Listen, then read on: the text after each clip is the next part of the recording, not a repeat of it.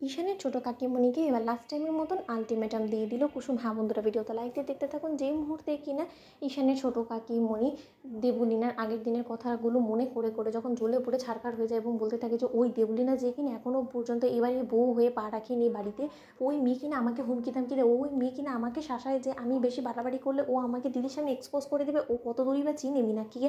তুমি দেবলীনা এখনও পর্যন্ত মীনাক্ষীকে চিনে উঠতে পারোনি, সামান্য একটা প্ল্যান আমি এক্সিকিউট করতে পারিনি, সামান্য আমি কুসুমকে এই বাড়ি থেকে তাড়াতে পারিনি বিধায় তুমি আমাকে এরকম করে অপমান করবে।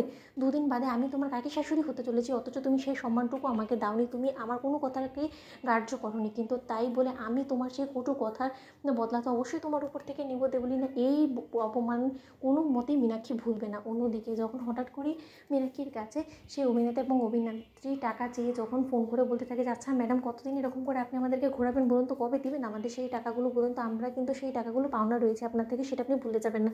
অন্যদিকে এই কথা শোনা মাত্রই যখন ঈশানের ছোটো কাকিমণি বলতে থাকে যে কিসের টাকা বলুন তো, যে কাজটা কিনা আপনাদেরকে করতে বলেছিলাম সেই কাজটা তো আপনারা ঠিক করে করতেই পারেননি, তার থেকে বড় কথা আমরা যে প্ল্যানটা এক্সিকিউট করার কথা ভেবেছিলাম সেটা সম্পূর্ণরূপে ভেস্তে চলে গিয়েছে, তার সত্ত্বেও আপনারা কি কোন মুখে আমাদের থেকে টাকাগুলো চান বলুন তো। অন্যদিকে তারা যখন বলতে থাকে যে কেন ম্যাডাম, কাজের বেলা তো আমাদেরকে দিয়ে কাজ করিয়ে নিয়েছেন এবং আমাদেরকে গাদা খাটুনি কাটিয়েছেন, তার পরবর্তীতে যখন আপনাদের প্ল্যান এক্সিকিউট হয়নি তখন সেই দোষ আমাদের মাথায় আপনি মেরে দিতে চাইছেন।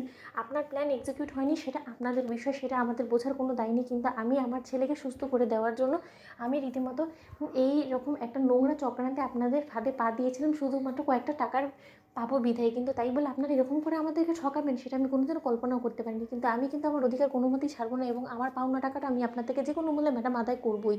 অন্যদিকে যখন কুসুম সেখানে কফি নিয়ে হাতে দাঁড়িয়ে বাইরে দাঁড়িয়ে বলতে থাকে যে কী ব্যাপারে ছোটো ম্যাডামের থেকে এতগুলো টাকা আদায় করার কথা বলছে এবং ছোটো ম্যাডামই বা এত রেগে যাচ্ছে কেন, কিছুই তো আমি বুঝতে পারছি না। অন্যদিকে যখন কিছুটা কাছে যাওয়া মাত্রই যখন মীনাক্ষী বলতে থাকে যে কিসের টাকা বলুন তো, আপনাদেরকে কী করতে বলা হয়েছিল, যে অজয় বাবা মা সেজে খুব ভালোভাবে একটু অভিনয় করতে বলা হয়েছিল, সেটাও আপনারা করতে পারেননি, সেটা করতে আপনারা ফেল হয়েছেন।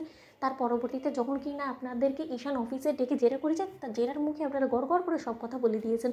তাতে করে আপনাদের কী মনে হয় বলুন তো, যে আপনি আমার থেকে যে টাকাগুলো পান সেই টাকাগুলো আমি আপনাকে দিতে বাধ্য? মোটেও না, আমি কোনোভাবে আপনাকে টাকা দিব না। এবং তার থেকেও বড় কথা, আপনারা যার কথায় কিনে গোটা অভিনয়টা করেছিলেন না সেই তো এখন পলাতক, সে তো আমার কাছ থেকে কোনো টাকা চেয়েছে না, তাহলে আমি আপনাদের কী বা কেন টাকা দিতে যাবো বলুন তো।